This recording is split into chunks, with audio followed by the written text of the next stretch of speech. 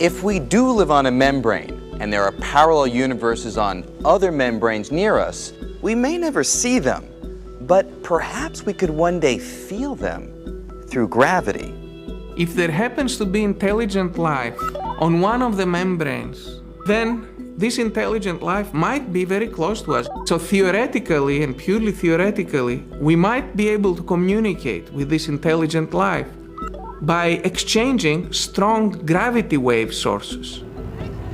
So who knows, maybe someday we'll develop the technology and use gravity waves to actually communicate with other worlds.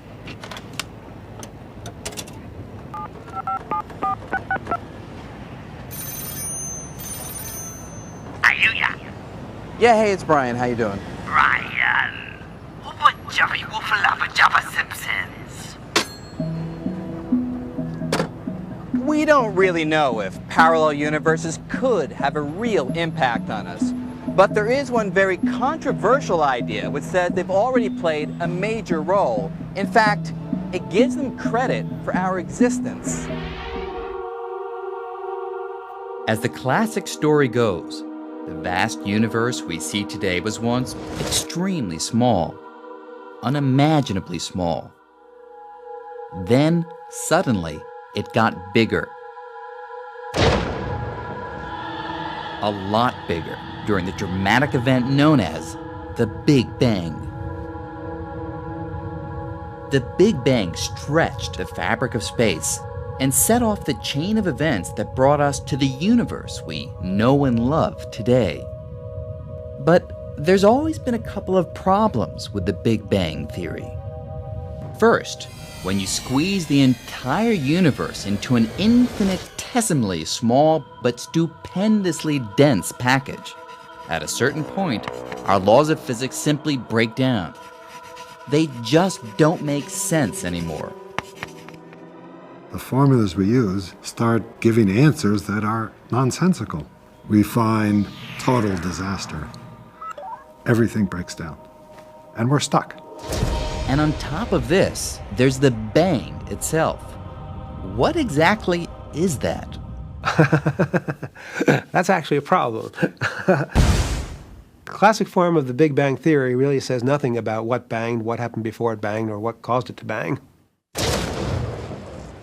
Refinements to the Big Bang theory do suggest explanations for the bang, but none of them turn the clock back completely to the moment when everything started. Most people come at this with the naive notion that there was a beginning, that somehow space and time emerged from nothingness into somethingness. Well, I don't know about you, but I don't like nothing. Do I really believe that the universe was a big bang out of nothing?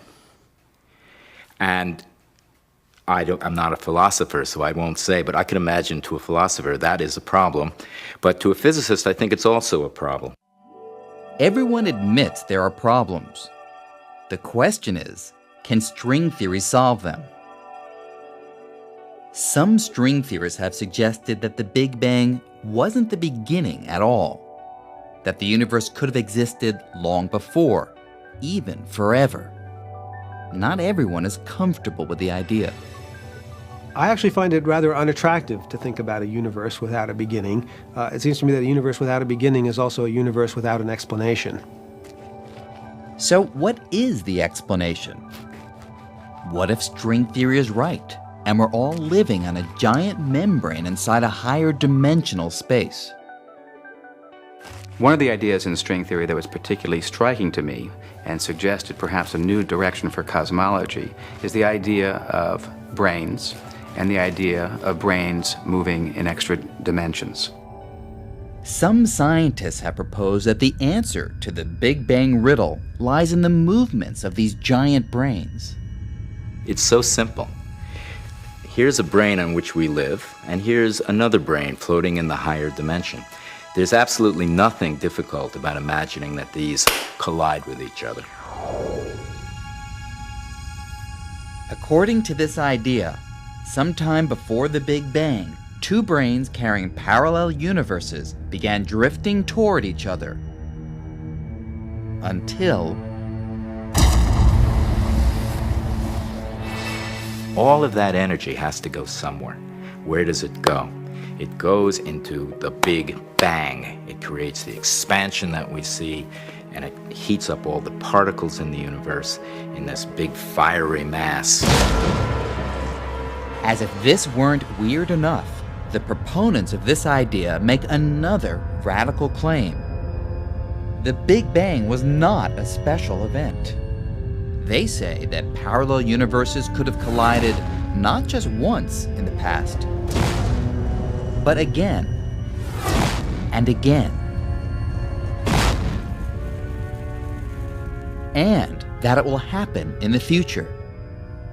If this view is right, there's a brain out there right now headed on a collision course with our universe. So another collision is coming, and there'll be another Big Bang, and this will just repeat itself for an indefinite period into the future. It's an intriguing idea. Unfortunately, there are a few technical problems. Well, that was a very ingenious scenario that arose naturally within string theory.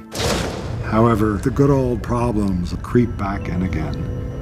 The fact is, we don't really know what happens when two brains collide.